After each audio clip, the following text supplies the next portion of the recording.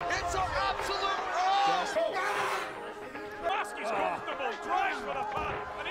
Matt Wild Horse Mask earns his nickname every single time he steps up to the table. Now, with all the shouting and chaos, you might think he's just a savage animal who throws his arm around on the table.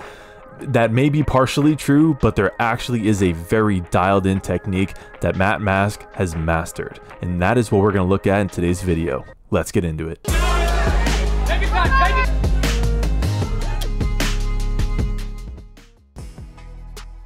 Welcome back, LTA crew. Now, before we get into it, I just have to say this is one of my favorite pieces of commentary of all time.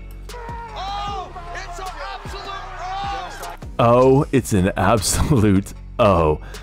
I miss Max Taubman's passion for this sport. Now, this is actually the perfect freeze frame because today we're talking about Matt Mask and his low hand top roll. Now, to kick things off, I want you to do an exercise with me that will help you to understand the low hand top roll.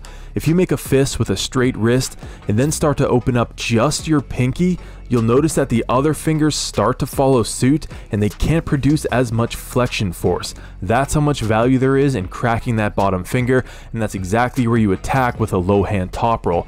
On top of that, in the setup with a low hand top roll, you make it very hard for your opponent to get a good bite on your hands, which allows you even more access to those bottom fingers. Now, here's a great example of the technique in action.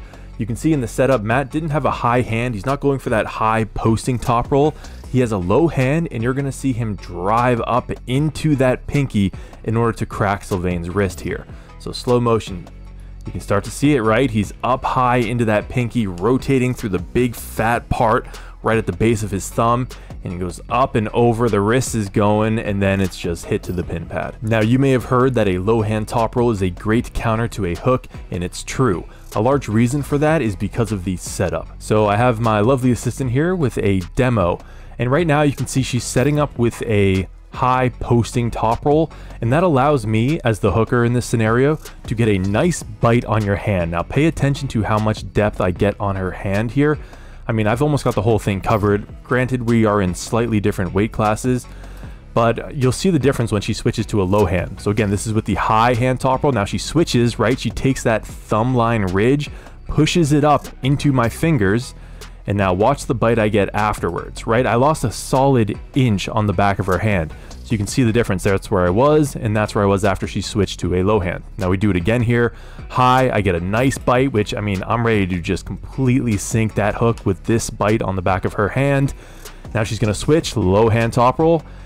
Not nearly as good of a bite, and now you're gonna see off the start it gets even worse, because as a low hand top roller you still want to pull and post backwards, and she is driving her wrist up and into my pinky. I already didn't have a good bite on her hand, and she's just making it 1,000 times worse.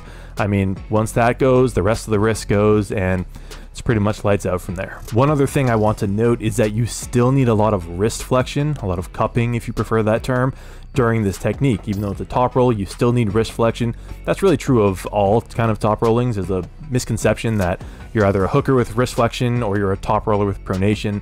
They intermingle way more than you think, but especially with low hand top rolling, when you get that wrist flexion, it just pushes your wrist even more into my fingers. Look at the gap between our hands there. So even though I'm a much bigger person, she's got me just barely on the back of her hand here because she's driving back into my fingers, cupping, pushing her wrist out. And I mean, once you're in this spot, it's really hard to come back unless you have a nasty flop press, which will be coming in a future video. All right, now that we know what to look for, let's watch Matt do it one more time in slow motion here against Nick Zinna. So we have the start, and he's up into that pinky. I mean, gotta love the WAL starts. Loads of wrist flexion, hits to the side, and gets the pin. Here's a freeze frame from that round we just watched, and if you can get in this position, you know you're doing it right.